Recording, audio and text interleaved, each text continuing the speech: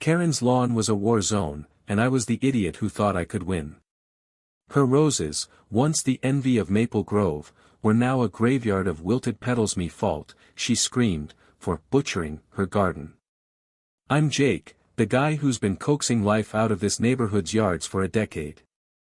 Karen, our HOA queen, hired me to save her precious flower beds, then stiffed me on the bill, calling me useless in front of half the block.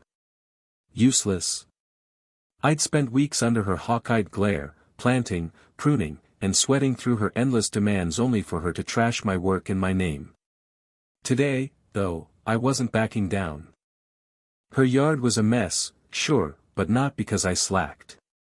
Karen's vision changed hourly, hydrangeas one day, tulips the next, then a fountain she swore would elevate the place. I warned her the soil was too dry, the pipes too old, but she waved me off like I was her pool boy. When the fountain cracked and flooded her prized roses, she lost it.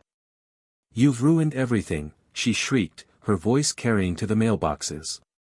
Neighbors peeked through blinds, drawn to the drama like moths. I stood there, shovel in hand, dirt streaked across my face, feeling the weight of her words. Useless. The word burned, not just for me but for every underpaid worker she'd ever sneered at. I should have walked away.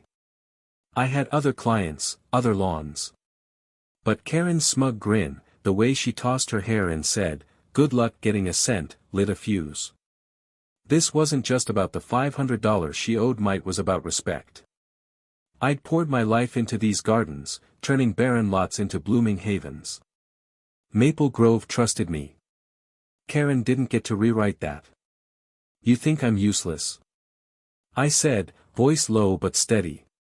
Let's see how your precious HOA likes your yard now. Her eyes narrowed, sensing a threat, but she didn't know half of it. I started small. That night, I slipped into her yard not to vandalize, but to reclaim. I dug up the healthiest plants I'd nurtured, ones she hadn't paid for, and relocated them to the community garden. By dawn, her flower beds looked like a bomb hit them. She woke to a crowd murmuring at the sight, bare patches where her showpiece dahlias once stood, the fountain still leaking like a mockery. Karen stormed out, face red, screaming my name. You thief, she yelled, waving her phone, threatening to call the cops. I leaned on my truck, calm as ever. Prove it, I said. Those plants were mine. You didn't pay. The neighbors didn't know who to side with. Karen was HOA president, a tyrant who fined people for untrimmed hedges. But I was their gardener, the guy who knew their kids' names and fixed their sprinklers for free. Whispers spread, she didn't pay him. He took the plants. Karen's power was slipping, and she felt it. She doubled down, posting on the HOA forum, calling me a vandal, and demanding my ban from Maple Grove. She even rallied her loyalists, a clique of wine mom wannabes, to shun me. Jobs dried up overnight. My phone, once buzzing with clients, went silent. Karen was winning, and it stung worse than her insults. But I wasn't done. I knew this neighborhood's dirt literally. Every lawn, every pipe, every secret. Karen's fountain wasn't just broken, it was a hazard, tied to an outdated waterline I'd warned her about. I tipped off the city inspector, a buddy from high school. By noon, a crew was tearing up her yard, citing code violations. The HOA got slapped with a fine, and guess who they blamed? Not Med-Air fearless leader, Karen. Her allies started cracking, grumbling about her mismanagement. I watched from my truck, sipping coffee, as her empire wobbled. The real blow came at the HOA meeting. Karen, in her crisp blazer, tried to spin the narrative, painting me as a petty crook. I crashed the meeting, uninvited but not unwelcome. The room hushed as I walked in, dirt still on my boots. She hired me, changed her mind a dozen times, then refused to pay, I said, holding up receipts and photos of her yard before the flood. I took my plants back. That's not theft, it's justice.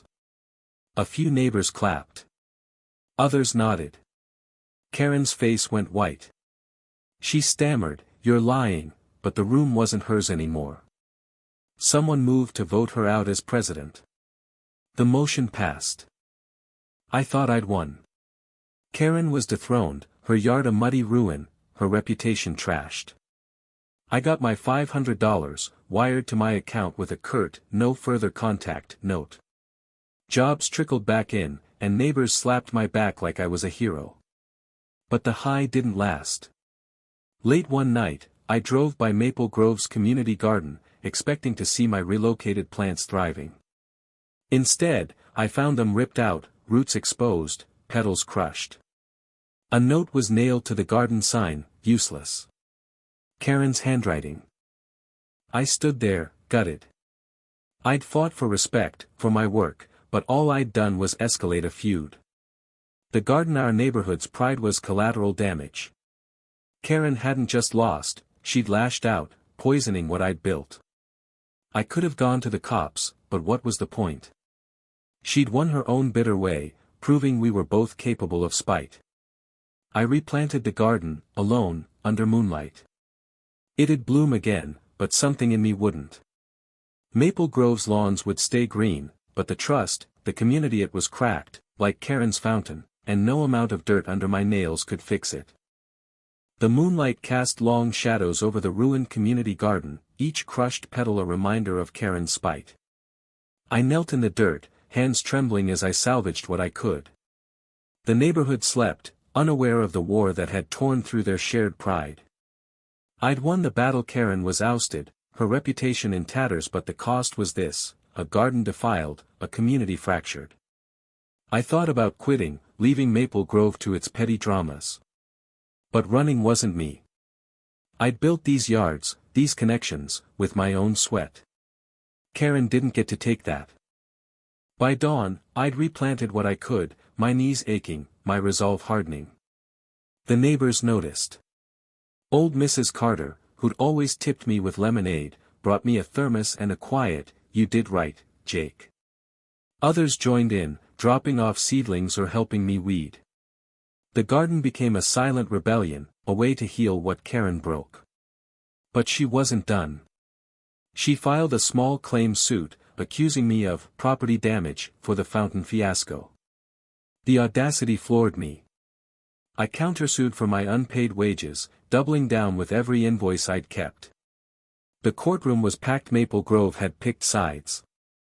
The judge, a no-nonsense woman with wire-rimmed glasses, saw through Karen's theatrics.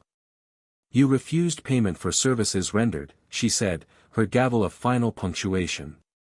Karen's claim was dismissed. I got my back pay, plus interest.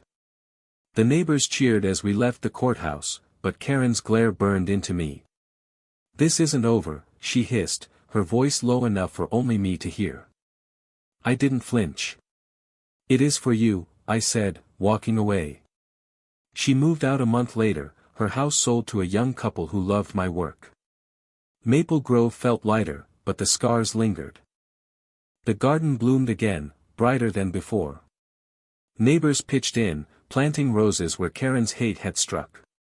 At the reopening, we unveiled a new sign, "Jake's Grove, built by us all." It wasn't just about flowers, it was about standing up, about rebuilding. I looked at the crowd, kids running, elders smiling, and felt something close to peace. Karen's venom had pushed me to fight, not just for me but for everyone she'd bullied. I wasn't useless. I was the guy who made things grow. The victory was bittersweet, though. Karen's departure didn't erase the distrust she'd sown or the nights I'd spent questioning my worth. But it taught me something: respect isn't given, it's earned, sometimes through dirt and defiance. So, plant your roots deep, and don't let anyone call you less than you are. Fight for your worth. Join the community that builds, not breaks.